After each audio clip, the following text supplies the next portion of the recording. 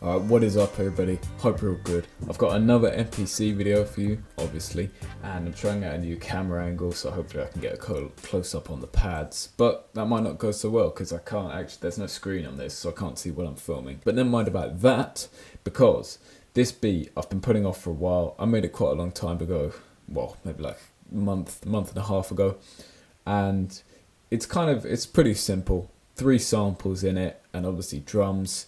No bass, well, the bass doesn't really count as a sample, does it? So I'm sure you've seen my Ding in Lockdown video. If you haven't, it's going to be in this corner up here. And basically that just talks about how you can buy vinyl in lockdown. Obviously, I haven't been doing much of that because it gets quite expensive pretty quick. So I've actually been kind of re-digging my own collection. Records that I kind of put off sampling, maybe because I'm tired that day when I'm listening to them and I was just bored, or they're not, or on the day when I'm listening to them I don't even think they're that good.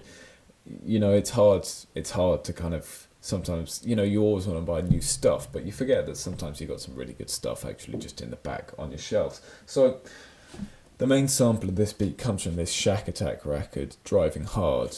I've got loads of Shack Attack records. I think I've got 3 copies of one of them, which you probably saw in the 500 subscriber giveaway. So I think I've got 5 in total. But anyway, the main sample comes from this. I always, when I'm listening to them, write down like this card on them, this small card, just so I write stuff down in it, like side 2, the song Steppin', and you know, I'll write down like first 4 bars or about 20 seconds in, sample there, or just like Brazil Dawn snare. So there's probably going to be a snare on Brazil Dawn. I would sample the snare probably now, but I don't know if you can see. I'm using my phone as a second camera, and that's covering the turntable, so a bit annoying, but never mind, because this is the MPC 500 and it's got lots of memory. 128 megabytes, which is huge in MPC terms. You could do a lot with that. There's as much memory on one of these as there is in one of the cards that I've got. I can make a beat that's bigger than I can store, basically. So I'm going to show you the main sample. This is very simple. It has some chords, and you'll notice the piano. I don't know what tempo this is. I set the tempo as 88. No idea if it actually is that, but it's kind of a cool thing because when I'm playing the chords, so let me try and find them. So you can hear there.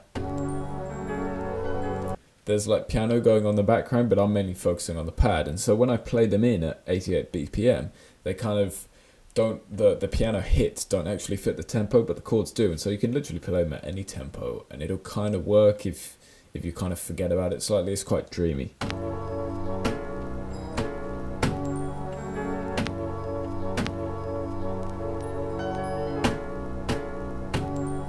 And I put minimal drums in this, like nothing too crazy, not big, you know, fast hits on the kick and stuff, because I basically want to leave space for that piano, and then I'll get into the horns in a minute. So here's the drums. Let me just get the tracks. So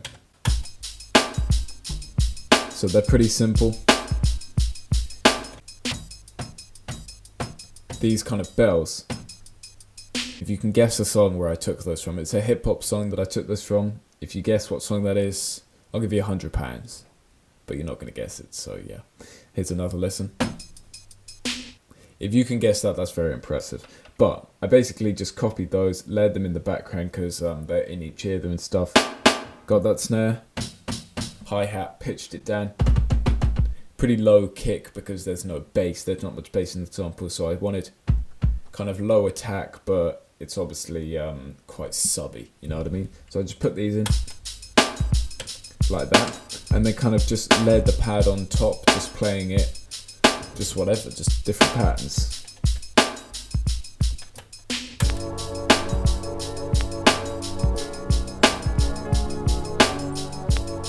And I play them like in at different times and stuff, so the piano on top, see there, it's never the same over and over again. Obviously it is because it's an 8-bar sequence, but you know what I mean.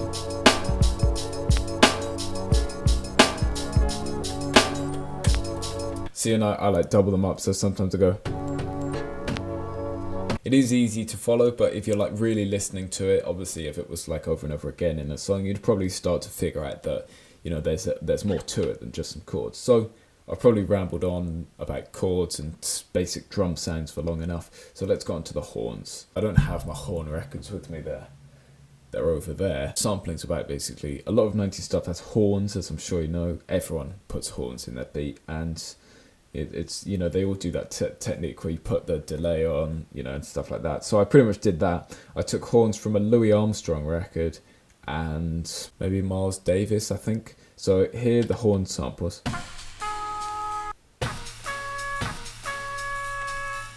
That, and then this. But this one, I didn't really like it too much. And you can, so I just did the kind of, you know, delay thing. And just went like, and just took those two first notes on them. And you can hear, obviously, that in the background of all of these, there's still the rest of the song and there's hi-hats, but if you just kind of, obviously this isn't properly mixed, I mix all my beats in Logic. Once I put it into Logic, I obviously slightly edit it, but it also adds a bit more character and stuff. And because it's all in key, obviously that's in the key of the song, it doesn't really matter too much. So this is what I did with the first set of horns. I kind of tried to offset them a bit so they come on, not on the first, but like on the boom, like, you know, the second beat. So see if you can hear that. So, and I'm just going kind of up and down the pads.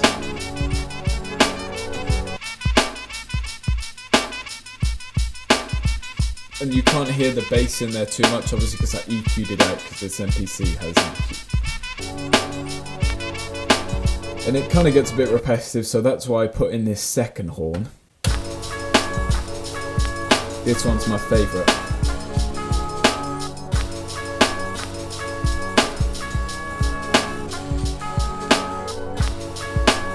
Because first of all, it's good horn sound, and then also that kind of ride cymbal that goes like just because I've time stretched it, it gets like faster and slower, and it kind of messes with it a bit, but I think it works.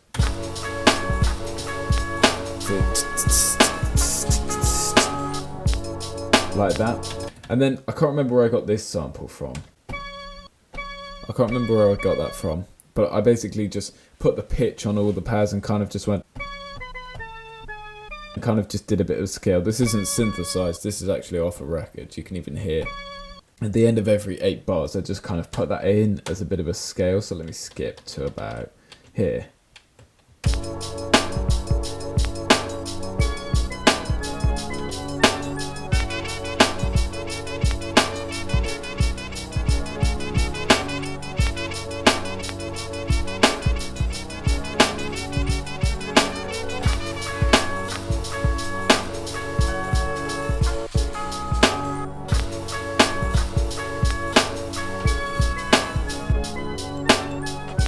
Bit of a downbeat beat, really. It's not very happy, I don't think, especially as because all the scales go down. But enough of that, because I've been going on for 10 minutes and 54 seconds, which I can see on my camera. I've obviously edited it to be shorter, but we've got a double beat episode. Yep, that's right, a double beat episode. It can't get much better than this.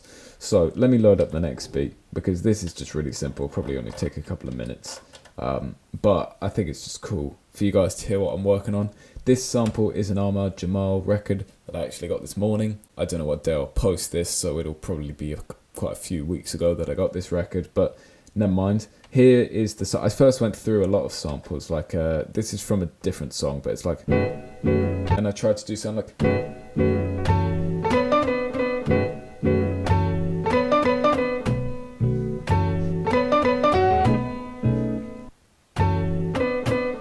that wasn't really my style. It was quite like up-tempo, kind of fast jazz. I don't really like that kind of stuff. I'm more of like the cool, sophisticated chords jazz type thing.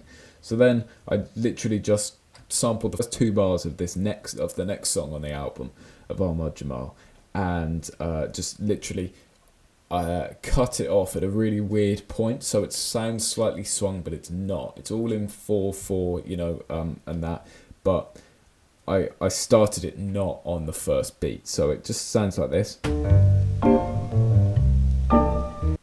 So you can hear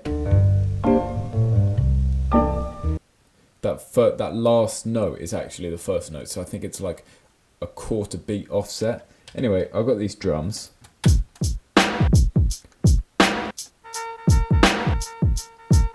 And that horn apparently. Thing I love about this snare is I cut it off as well. I think it might even be a Mob Deep sound, but it's obviously gated reverb. And this just sounds super dark, it's super cool.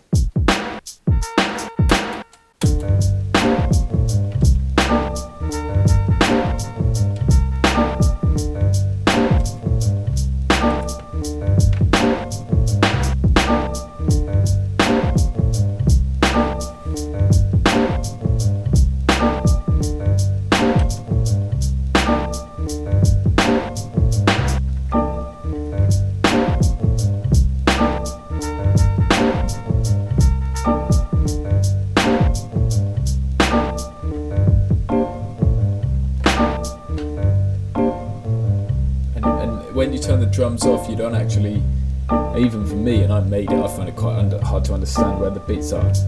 See?